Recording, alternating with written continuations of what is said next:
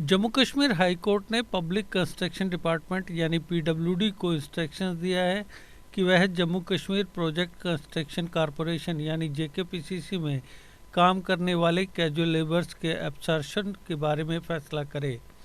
Chief justice N Koteshwar Singh और justice Sanjay दर की division bench ने जेकेपीसीसी और उसके एडमिनिस्ट्रेटिव डिपार्टमेंट को निर्देश दिया है कि वे पिटिशनर के मामले सहित जेकेपीसीसी द्वारा लगाए गए कैजुअल लेबर्स के शामिल किए जाने के संबंध में जल्द फैसला ले।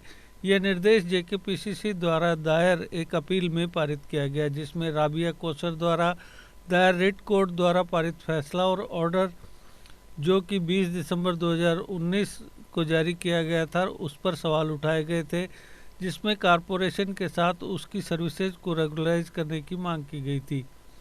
रिट कोर्ट ने रिट पिटीशन को मंजूर कर लिया और राबिया कोसर के रेगुलराइजेशन की नामंजूरी के ऑर्डर को रद्द कर दिया और साथ ही एप्लीकेंट कारपोरेशन को उनकी सर्विसेज को उन्हीं पैरामीटर्स पर रेगुलराइज करने का निर्देश दिया है जो समान रूप से स्थित अन्य casual labours, trainee engineers, architects जिनकी सर्विसेज कारपोरेशन में रेगुलराइज है के मामलों में निर्धारित किए गए हैं।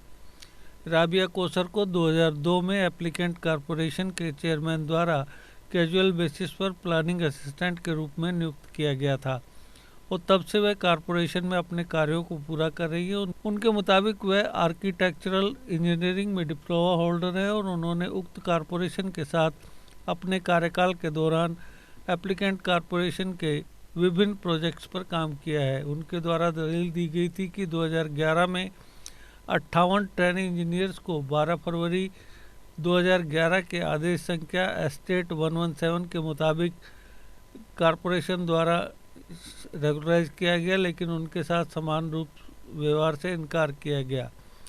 डिविजनल बेंच ने कहा कि पिटिशनर के मामले पर विचार करते वक्त एप्लीकेंट इस तथ्य को भी ध्यान में रखेगा कि पिटिशनर पिछले करीब 20 साल से लगातार उसके साथ काम कर रही है।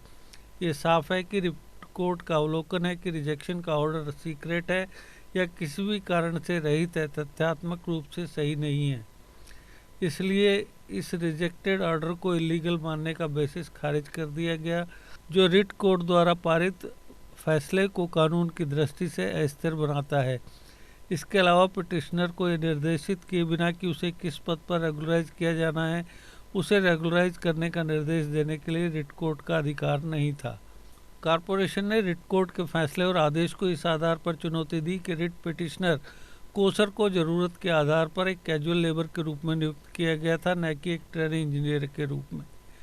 इसलिए उसका मामला अन्य ट्रेनी इंजीनियर्स जिन्हें एप्लीकेंट कॉरपोरेशन द्वारा रेगुलराइज किया गया के मामले से पूरी तरह अलग है। आगे यह तर्क दिया गया कि रिट पिटिशनर का नाम कैजुअल लेबर्स की लिस्ट में 776वें नंबर पर है और इस प्रकार अन्य कैजुअल लेबर्स के दावे की उपेक्षा करके उनकी सर्विसेज रेगुलराइज नहीं की जा सकती।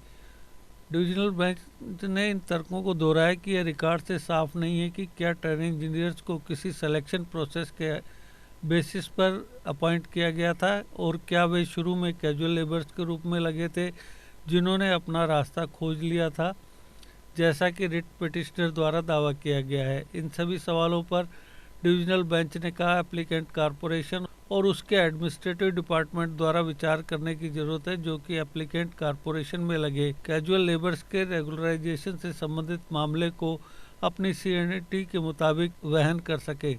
अगर आप भी चाहते हैं डॉक्टर या इंजीनियर बनना तो आ जाइए सुपर्ब 30 जम्मू में, क्योंकि अब सुपर्ब 30 जम्मू में खुल चुकी हैं एडमिशन्स। यहाँ आपको मिलेगी नीट जे एग्जाम की कोचिंग और 8वीं से लेकर 12वीं तक के स्टूडेंट्स के लिए special coaching classes. Superb 30 Jammu में अब दाखिला लेने वाले पहले 100 स्टूडेंट्स को दी जाएगी 90% स्कॉलरशिप। बेहतरीन फैकल्टी से ले 15 दिन का फ्री डेमो क्लासेस। तो आज ही अपनी सीट करें बुक। जम्मू में कच्ची छौनी, बटिंडी मोड़ और गांधीनगर में अप्सरा सिनेमा के पास हैं हमारे सेंटर्स। अधिक जानकारी के लिए संपर्क करें 7670068686 6006936 074 पर।